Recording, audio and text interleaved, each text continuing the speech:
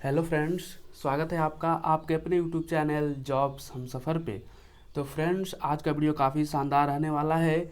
आज हम लोग डिस्कस करेंगे Bihar SI and sergeant 2213 post से संबंधित कुछ इन्फॉर्मेशन। जहाँ फ्रेंड्स, ये वीडियो काफ़ी डिमांडेड वीडियो थी। बहुत सारे स्टूडेंट कमेंट बॉक्स में कमेंट करके कह रहे थे सर आप सिर्फ 2446 पोस्ट वाले दरोगा पर ही वीडियो बना रहे हैं।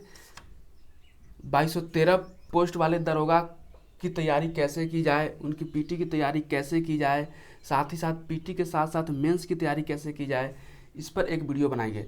तो फ्रेंड्स, मैं एक मास्टर वीडियो बना रहा हूँ जो 2213 पोस्ट की तैयारी कर रहे हैं या फिर आगामी दिनों में आने वाले दरोगा की बहाली की तैयारी कर रहे हैं, तो उनके लिए ये वीडियो काफ़ी हेल्पफुल होगा। तो चलिए स्टार्ट करते हैं इस वीडियो को अपने देव वाक से चलो ग्रामीण प्रशासन में। साथ ही साथ फ्रेंड्स, आपसे एक छोटी सी रिक्वेस्ट, यदि आप मेरे चैनल पर नए हैं तो इस चैनल को सब्सक्राइब कर लीजिए, इस वीडियो को लाइक कर दीजिए और अपने दोस्तों के साथ शेयर भी कर दीजिए। तो फ्रेंड्स, हम आज आपको बताएंगे पीटी और मेंस एक बार में कैसे क्लियर करें और इसका बेस्ट स्ट्रेटजी। ठीक है फ्रेंड्स, तो चलिए स्टार्ट करते हैं इस वीडियो को। तो सबसे पहले दोस्त मैं बता दूं कि बहुत सारे ऐसे कैंडिडेट्स होंगे जो वर्क हार्ड करते होंगे, बहुत ज़्यादा मेहनत करते होंगे, लेकिन इनके सक्सेस का चांस मात्र 40 से 45% ही है, जो आपके परिवार में ही आपके अगल बगल दिखते होंगे। लेकिन फ्रेंड्स, वही स्टूडेंट यदि वर्क हार्ड करे विथ स्ट्रेटजी तो उनका सिलेक्शन का चांस है 100% हो जाता है। अब आखिर स्ट्रेटजी क्या होता है और स्ट्रेटजी में भी बेस्ट स्ट्रेटजी क्या होते हैं, तो आपने सुना होगा कि जो बहुत कम ही पढ़ते हैं स्टूडेंट्स या बहुत जल्दी आया उन्होंने और मुश्किल से 6 महीने की तैयारी की और जॉब ले लिया, तो उनका स्ट्रेटजी ही काम किया। और बहुत सारे ऐसे कैंडिडेट हैं जो वर्क हार्ड कर रहे हैं 2 साल से और उनका सिलेक्शन नहीं हो रहा है, तो उन्हें उनका स्ट्रेटजी बदलने की ज़रूरत है। तो चलिए आज हम बात करेंगे स्ट्रेटजी पे भी। तो स्टार्ट करते हैं। जैसा कि मैं बता दूं दोस्त कि इस वीडियो में मैं क्या बताने वाला हूं, तो सबसे पहले मैं बताऊंगा पीटी एग्ज़ाम पैटर्न। जैसे किसी भी एग्ज़ाम की आप तैयारी कर रहे हैं तो उस एग्ज़ाम का एग्ज़ाम पैटर्न आपको पता होना चाहिए, मार्क्स डिस्ट्रीब्यूशन पता होना चाहिए कि हिस्ट्री के सेक्शन से कितने प्रश्न आ रहे हैं, ज्योग्राफी के सेक्शन से कितने प्रश्न आ रहा है, इकोनॉमिक्स के सेक्शन से कितने प्रश्न आ रहे हैं, तो उसी अनुसार उस पर समय दिया जाएगा। ठीक है, तो ये हो गया स्मार्ट स्टडी। दूसरी बात फ्रेंड्स कि हम चर्चा करेंगे बुक्स के बारे में कि हिस्ट्री में कौन सा बुक पढ़ा जाए जिससे हमारा थ्रू आउट सिलेबस कवर हो जाए, और फिर अन्य भी जैसे साइंस में कौन सा बुक पढ़ा जाए, करंट अफेयर के लिए कौन सा बुक पढ़ा जाए, सारा कुछ यहाँ पर डिस्कस होगा। तो फ्रेंड्स, जैसे पीटी का हम सारा कुछ आपको बता देंगे, उसके बाद हम मेंस के एग्ज़ाम पैटर्न की भी चर्चा इसी वीडियो में कर देंगे और उसका मार्क्स डिस्ट्रीब्यूशन की भी चर्चा कर देंगे। साथ ही साथ मेंस में जो बुक्स की ज़रूरत है वो बुक्स भी मैं आपको बता दूंगा। ठीक है, साथ ही साथ eight the end of this video मैं ये भी आपको बताऊंगा कि नेगेटिव मार्किंग इसमें होती है या नहीं होती है, और होती है तो कितनी होती है। ठीक है, चलिए तो सबसे पहले हम देख लेते हैं पीटी एग्ज़ाम। ठीक है, पीटी एग्ज़ाम की बात करें फ्रेंड्स तो इसमें बहुत सारे सब कंटेंट है, यानी बहुत सारे सब्जेक्ट से प्रश्न पूछे जाते हैं। जैसे सबसे पहले हिस्ट्री। फ्रेंड्स, हिस्ट्री की हम बात करें तो हिस्ट्री में 15 से 20 प्रश्न होते हैं। ठीक है फ्रेंड्स, तो ये वेरिएंस करता है, मतलब कभी 15 प्रश्न पूछा जाए तो कभी 20 प्रश्न, कभी 16-17 प्रश्न भी पूछे जाते हैं। तो मैं एक रेंज दे दिया हूँ, इसी रेंज में प्रश्न पूछे जाते हैं। ठीक है फ्रेंड्स, इसके बाद साइंस की बात करें तो साइंस से भी 15 से 20 प्रश्न होते हैं, और साइंस का सब सेक्शन हो जाएगा फिजिक्स, केमिस्ट्री, बायोलॉजी। ठीक है, तो ये तीनों मिलाकर के 15 से 20 प्रश्न होते हैं। जबकि करेंट अफेयर की बात करें तो पीटी में जो सबसे ज़्यादा मार्क्स का पूछा जाता है और इसका सिलेक्शन में अहम रोल है वो है करेंट अफेयर। इससे 25 से 30 प्रश्न पूछे जाते हैं। जैसे पिछले दरोगा की बात की जाए तो पीटी में लगभग 28 प्रश्न थे, इसलिए मैंने एक रेंज ले लिया है कि 25 से 30 प्रश्न करंट अफेयर से पूछे जाएंगे। तो फ्रेंड्स, अब बात करते हैं नेक्स्ट सेक्शन, वह सेक्शन है पॉलिटी का। तो पॉलिटी के लिए बात करें हम मार्क्स डिस्ट्रीब्यूशन का तो इसमें भी 10 से 12 प्रश्न आते हैं। ठीक है, इसके बाद फ्रेंड्स ज्योग्राफी और इन्वायरमेंट एंड इकोलॉजी की बात की जाए तो इससे भी 10 से 15 प्रश्न पूछे जाते हैं। जबकि इकोनॉमिक्स सेक्शन की बात की जाए तो 10 से 12 प्रश्न, और इसमें कुछ कोर इकोनॉमिक्स होते हैं और कुछ करंट अफेयर के इकोनॉमिक्स होते हैं। ठीक है, और मिसलेनियस के प्रश्न 10 के आसपास रहते हैं, कभी कभी 6 से 8 प्रश्न रहते हैं। तो ओवरऑल यहाँ पे आप जोड़िएगा तो 100 क्वेश्चंस हो जाएंगे। ठीक है, 100 क्वेश्चंस होंगे और एक क्वेश्चंस का मार्क्स होगा वो होगा 2 मार्क्स, यानी कि 100 क्वेश्चंस यानी 200 मार्क्स का आपका एग्ज़ाम होगा, 200 मार्क्स का आपका एग्ज़ाम होगा। ठीक है, अब हम बात करें बुक्स की कि कौन से बुक्स पढ़ा जाए। देखिए, तो करंट अफेयर छोड़ करके बाकी जो सारे सेक्शंस यहाँ पे लिखे हुए हैं, उन सेक्शंस के लिए जो मैं बुक बता रहा हूँ वो इस प्रकार है। सबसे पहले हम बात करें लुसेंट, है आपके पास तो ठीक है, अदरवाइज अरिहंत का मनोहर पांडे है वो भी ठीक है, या फिर क्राउन। तीनों में से कोई एक बुक, तीनों बुक नहीं, तीनों में से कोई एक बुक पढ़ना है। ठीक है, और जितना बार हो सके उसे आप रिवाइज कीजिए। ये नहीं कि 3 बुक को पढ़े एक बार और आप एक ही बुक को पढ़े 3 बार, तो ज़्यादा इफेक्टिव होगा। एक ही बुक को पढ़ेंगे आप 3 बार, वो ज़्यादा इफेक्टिव होगा। ठीक है, तो मैंने पहला बताया कि आपको लुसेंट या फिर मनोहर पांडे की बुक या फिर क्राउन की, तीनों में से कोई एक बुक लेनी है और उससे कई बार पढ़ना है। ठीक है, दूसरा फ्रेंड्स, यदि इससे भी ज़्यादा आपको और पढ़ना है और आपके पास समय भी और बचा हुआ है, तो आप घटना चक्र का जो पीसीएस का जो आता है प्रीवियस ईयर का, उसमें बीपीएससी का, यूपीपीएससी का, उसमें जेपीएससी का, फिर राजस्थान पीसीएस का, गुजरात पीसीएस का, सारा कुछ प्रश्न इसमें इंक्लूड होता है, समाहित होता है। तो वो बुक आप ले सकते हैं। उसमें क्या होगा आपको कि बहुत सारे क्वेश्चंस का संग्रह मिल जाएगा और क्वालिटी क्वेश्चंस के संग्रह मिलते हैं। कई बार देखा गया है कि बीपीएससी में बहुत सारे प्रश्न हैं जो बिहार दरोगा में बहुत सारे प्रश्न बीपीएससी से डायरेक्टली पूछ लिया गया है।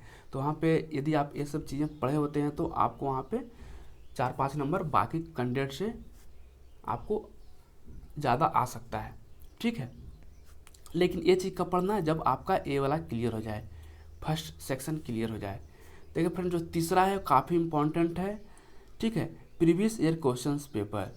यदि आप जिस भी एग्ज़ाम की तैयारी कर रहे हैं तो उसका पहला सिलेबस और दूसरा प्रीवियस ईयर पेपर आपके टेबल पे होना चाहिए। ठीक है, यही दोनों आपके उस एग्ज़ाम का दर्पण है। ऐसे आप क्या पढ़ रहे हैं वो सेक्शन तो आप नहीं पढ़ रहे हैं जिस सेक्शन से प्रश्न आता ही नहीं है, और वो सेक्शन पढ़ रहे हैं तो वो आपका एनर्जी बर्बाद होगा, वो एनर्जी का यूज एग्ज़ाम में नहीं होगा। ठीक है, तो प्रीवियस ईयर क्वेश्चंस पेपर आप लोग खरीद लीजिएगा और उसे आप लोग लगाइएगा और एनालिसिस कीजिएगा कि देखिए ज्योग्राफी के किस सेक्शन से ज़्यादा प्रश्न पूछे जा रहे हैं, हिस्ट्री के किस सेक्शन से ज़्यादा प्रश्न पूछे जा रहे हैं। ठीक है, इसे ही स्मार्ट स्टडी कहते हैं। अब देखिए फ्रेंड्स, हम प्रीवियस ईयर क्वेश्चंस पेपर को इसी चैनल पर डिस्कस भी कर देंगे, तो यदि आप इसमें इंटरेस्टेड हैं तो कमेंट बॉक्स में कमेंट कर दीजिएगा। मैं जितने भी प्रीवियस ईयर के क्वेश्चंस पेपर हैं उनको मैं अच्छे तरीके से यहाँ पे डिस्कस कर दूंगा। ठीक है, नेक्स्ट है मॉक टेस्ट। देखिए, ये तो प्रीवियस ईयर का पेपर हो गया। दूसरा मॉक टेस्ट, तो मॉक टेस्ट काफ़ी ज़रूरी है। सिलेक्शन में आपका 50% इसी का रोल होता है, 50% ऊपर सभी तीनों का रोल और 50% इसका रोल। तो मॉक टेस्ट आपको लगाना है, और मॉक टेस्ट में भी मैं बता दूं आपको कि जो अच्छे पब्लिकेशंस के बुक हैं उसे लगाना है। ये नहीं कि आप ऐसे मॉक टेस्ट खरीद लिए उसमें 100 में से कई प्रश्न 10 से 12 प्रश्न गलती ही दिया हुआ है, तो आप कन्फ्यूज हो जाइएगा और फिर आपको वहाँ पे पूरे तरह से वो क्या करता है, आपके स्टडी पे नेगेटिव इफेक्ट डालता है। ठीक है, तो आप ऐसे मॉक टेस्ट बाज़ार से लीजिए जिसमें कम एरर हो। ठीक है, अब देखिए मॉक टेस्ट में भी यहाँ पे मैंने डिस्ट्रीब्यूट किया है। जो कैंडिडेट बिगनर हैं, अभी शुरुआत ही किया है तैयारी को, तो वो क्या कर सकते हैं कि वो पार्ट टेस्ट दें। यदि मान लीजिए कि क्या करें वो कि पहले अभी हिस्ट्री का सेक्शन पढ़ रहे हैं तो हिस्ट्री का सेक्शन पढ़ लें, कंप्लीट कर लें, इसके बाद हिस्ट्री का मॉक टेस्ट दें। ठीक है, उसी तरह ज्योग्राफी पढ़ लें, ज्योग्राफी का मॉक टेस्ट दें। और मैं बता दूं कि उनको क्या करना है कि वीक में 2 टेस्ट देने हैं, एक वीक में 2 टेस्ट देने हैं। ठीक है, जबकि हम बात करें जो ओल्ड कैंडिडेट्स हैं जिनका तैयारी हो चुका है, तो वो पर डे एक टेस्ट, एक मॉक टेस्ट दे तो काफ़ी अच्छा होगा। वो क्या करेगा कि उनके मार्क्स को बढ़ाएगा।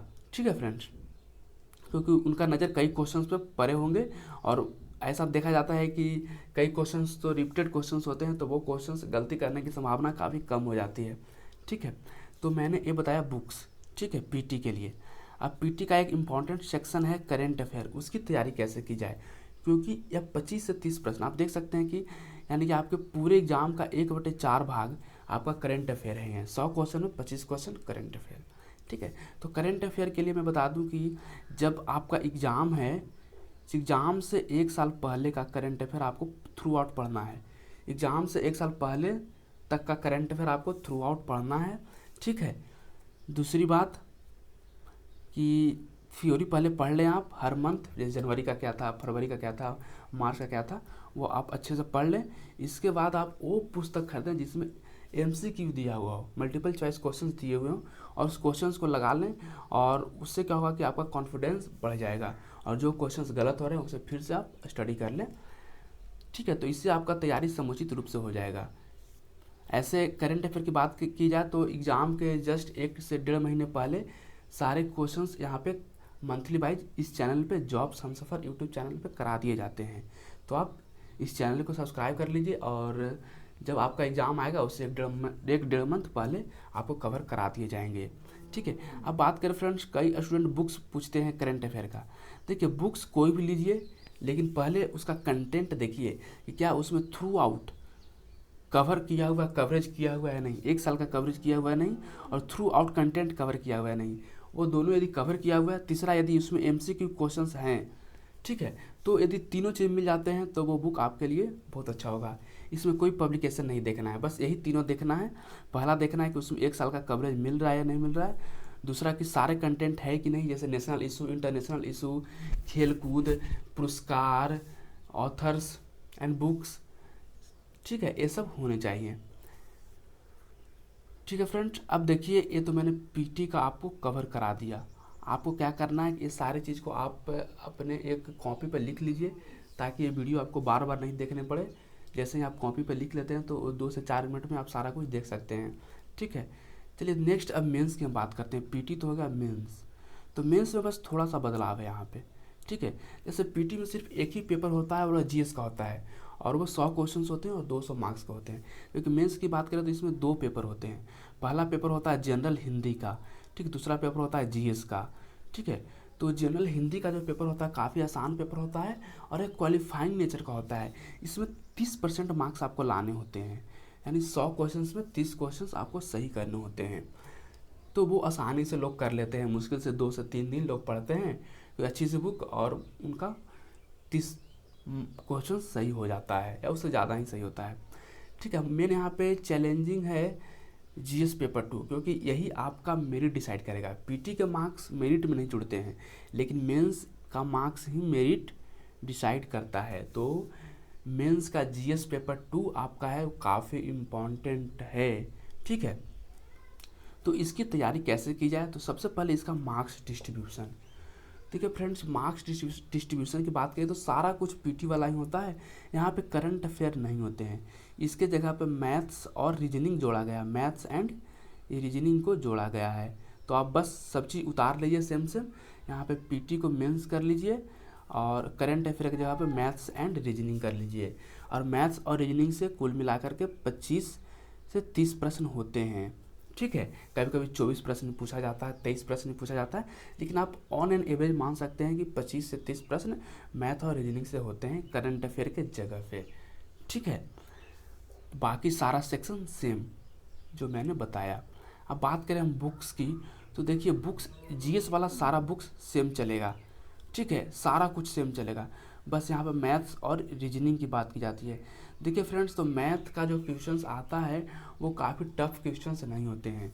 जो कैंडिडेट SSC वगैरह की तैयारी करते हैं उनके लिए तो कोई ज़्यादा एफर्ट की ज़रूरत नहीं है, ठीक है। अब देखिए यहाँ पे बात की जाए कि मैथ्स के कौन से बुक्स लिए जाएं, ठीक है फ्रेंड्स। तो जो कैंडिडेट SSC के लिए मैथ्स को जो प्रेफर करते हैं वही बुक आप यहाँ पे ले सकते हैं। इसके लिए ज़्यादा कुछ मशक्क़त करने की ज़रूरत नहीं है। हाँ, लेकिन आपको मैथ्स में जो सारे कंटेंट है, जैसे परसेंटेज हो गया, प्रॉफिट लॉस हो गया, SI हो गया, CI हो गया, ये सभी के प्रश्न आपको आने चाहिए, ठीक है। और ऑन एन एवरेज आप प्रश्न लगा लेते हैं SSC के, तो आपको वहाँ पे सारे प्रश्न लग जाएंगे। इसके लिए ज़्यादा कुछ करना नहीं है। और रीजनिंग के लिए भी जो SSC के कैंडिडेट्स जैसे प्रेफर करते हैं वही बुक आप यहाँ पे प्रेफर कर सकते हैं, ठीक है। इसमें ज़्यादा कुछ एफर्ट की ज़रूरत नहीं है। हाँ, जो कैंडिडेट मैथ और रीजनिंग में कमज़ोर हैं तो उनके लिए यहाँ पे एफर्ट लगाना होगा, क्योंकि इसके बिना, क्योंकि 25 से 30 मार्क्स यहाँ पे आते हैं, तो 25 से 30 मार्क्स लाने के लिए आपको, यदि आपको उस पर अच्छे कमांड नहीं है तो कमांड करना होगा, तभी आपका सिलेक्शन सुनिश्चित होगा। तो ऐसे में मैथ्स और रीजनिंग का एक स्पेशल वीडियो बना दूंगा, उसमें मैं बताऊंगा कि कौन कौन से सेक्शन से कितने प्रश्न आते हैं और उसमें उसकी तैयारी कम समय में कैसे की जाए। ठीक है, तो उसके लिए मैं स्पेशल वीडियो बना दूंगा। लेकिन यहाँ पे मैं बता देता हूँ कि जो कैंडिडेट एसएससी के लिए जो बुक प्रेफर करते हैं मैथ्स और रीजनिंग के लिए, वो आपके लिए सफिशिएंट है। ठीक है, तो ये तो मैंने आपको बता दिया मेंस के लिए। ठीक है फ्रेंड्स, और मेंस का पेपर 2 जो होता है जिसमें जीएस के सेक्शन होते हैं, वही आपका मेरिट डिसाइड करता है। ठीक है फ्रेंड्स, अब बात करें हम नेगेटिव मार्किंग की। जैसे मैंने आपको बताया था कि eight the end of this video मैं आपको बताऊंगा कि नेगेटिव मार्किंग का क्या है यहाँ पे सिनेरियो। तो पीटी की बात करें फ्रेंड्स, तो पीटी में जो नेगेटिव मार्किंग है मैं बता दूं आपको, एक क्वेश्चन पे पहले मैं बताऊं कि 2 मार्क्स आपको मिलेंगे, 2 मार्क्स मिलेंगे। यदि क्वेश्चन को आप गलत कर देते हैं तो 0.2 मार्क्स काट लिए जाएंगे। यानी आप यहाँ से कह सकते हैं कि यदि आप 10 क्वेश्चंस गलत किया, 10 क्वेश्चंस गलत किया आप, तो आपके 2 मार्क्स चले जाएंगे। ठीक है, 2 मार्क्स चले जाएंगे। इसका मतलब हुआ कि एक क्वेश्चन जाएगा, यानी 10 क्वेश्चंस आप गलत किए तो आपका एक क्वेश्चंस का मार्क्स चला जाएगा, यानी 10 पर 1 नेगेटिव, आप ऐसा कह सकते हैं। ठीक है, तो एग्ज़ाम में आपको क्या करना है कि अटेम्प्ट अच्छे खासे करने हैं, क्योंकि आप सोच सकते हैं कि 10 क्वेश्चंस पे एक क्वेश्चन से यदि आपका जा रहा है तो कुछ ज़्यादा नहीं जा रहा है। ठीक है, नेगेटिव मार्किंग उतना ज़्यादा कड़ा नहीं है, तो आपको एग्ज़ाम में सारे क्वेश्चंस अटेम्प्ट करने हैं। तो मैंने आपको थ्रू आउट सारा कुछ बता दिया। अभी भी आपके मन में कुछ डाउट्स हैं तो आप कमेंट बॉक्स में कमेंट कर दीजिएगा, वहाँ पे मैं उस डाउट को क्लियर कर दूंगा। तो चलिए, thanks for watching this video. जय हिंद। At the end of this video फिर से एक छोटी सी रिक्वेस्ट, यदि आप मेरे चैनल पर नए हैं तो इस चैनल को सब्सक्राइब कर लीजिए, इस वीडियो को लाइक कर दीजिए, अपने दोस्तों के साथ शेयर भी कर दीजिए। चलिए, thanks for watching this video. जय हिंद, आपका दिन शुभ हो।